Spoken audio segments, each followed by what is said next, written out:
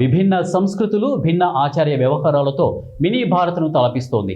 హైదరాబాద్ నగరంలోని పాతబస్తీ విభిన్న ప్రాంతాలకు చెందిన వారు విభిన్న రీతుల్లో దసరా ఉత్సవాలు నిర్వహిస్తున్నారు. వేర్వేరు రాష్ట్రాలకు చెందిన ప్రజలంతా ఒక్కోచోట చేరి కలిసికట్టుగా నవరాత్రులు జరుపుకుంటున్నారు.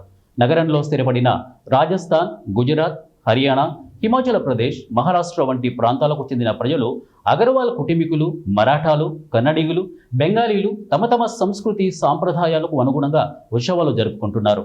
నగరంలో స్థిరపడిన కన్నడిగులు దసరా ఉత్సవాలను అత్యంత వైభవంగా నిర్వహిస్తారు.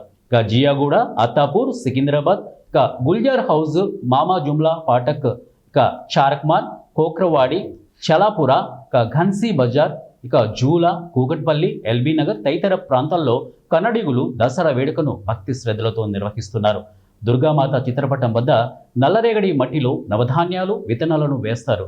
ఇవి మొలకెత్తించడంతో 9 రోజుల పాటు వాటికి ప్రత్యేక పూజలు నిర్వహిస్తారు. నవధాన్యాల మొలకలు పెరిగిన ఎత్తు అమ్మవారి కటాక్షానికి కొలమానంగా భావిస్తారు.